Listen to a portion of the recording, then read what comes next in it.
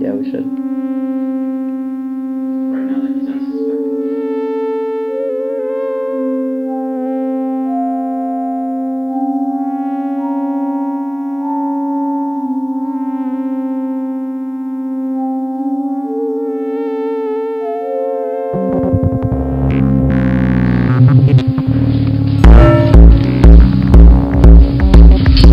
My God.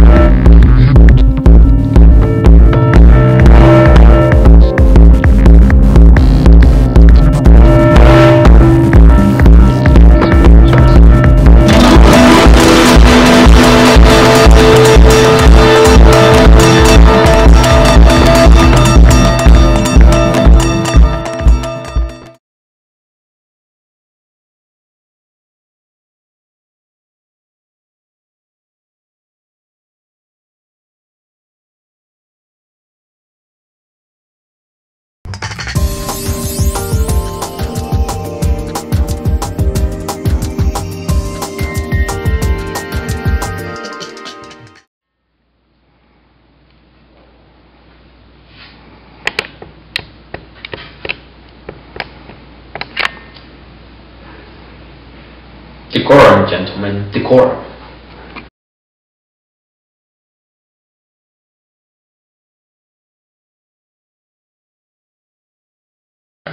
So, Aaron, how is the progress trying to understand the unbounded dendrimer that is plaguing everybody for the past 3 months? Actually, Daniel, I put together a slideshow with all of the data that we've been able to compile from all of our samples that we've been able to derive from the unfortunate deceased. And here it is.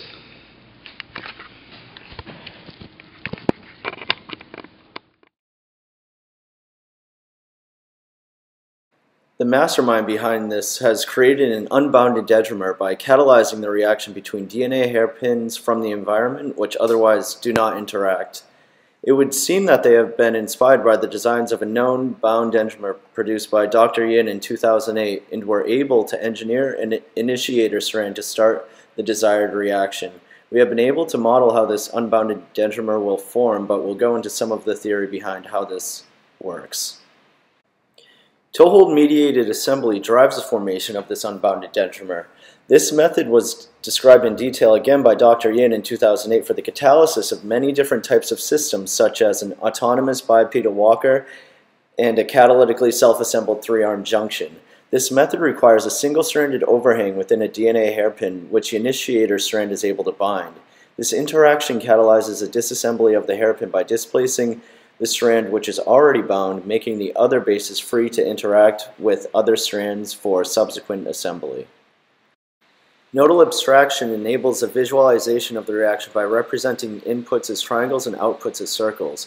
Each of the different nodes represents a different motif within the DNA element, thus allowing for a simplified, clean work environment. Dynamic Workbench uses nodes to allow the assembly of DNA pathways and is able to visualize what the expected results would be given how each of the DNA motifs interacts with one another. This design required 4 different types of strands for successful implementation: the initiator strand and 3 other DNA structures with various functional motifs. This initiator strand opens the first hairpin, thus allowing it to interact with 2 other structures. The image to the left is a structure that forms with another hairpin. This is only one of the 2 structures that will form in this reaction. Each of the hairpins forms a V structure with its 2 neighbors. Each strand also has an overhang which enables interaction with the segment, allowing for integration into the unbounded dendrimer. The final subunit of this design resembles a 6-pointed star. These are able to bind to each other with the DNA structure with 2 inputs and a single output, which catalyzes the formation of additional subunits.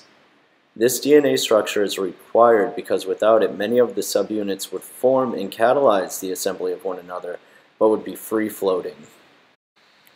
This is a flowchart of the reaction pathway from Dynamic Workbench, depicting the assembly and the intermediates involved in the creation of this structure. We would expect the dendrimer to form in this pattern, unbounded and uncontrollable. We have yet to identify a potent curative agent for this, but we are hoping to shift the company's focus to help eradicate this unbounded monstrosity from this world. Okay. A cure is not necessary. But why? You monster! Actually,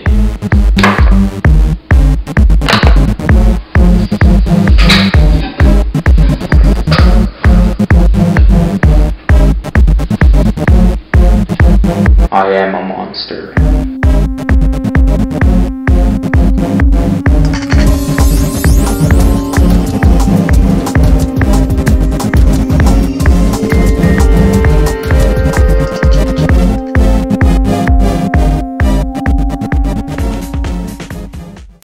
Oh, wait, it's recording. When I go like that, like progressively get bigger and bigger. Always wanted a mustache like this. One more time.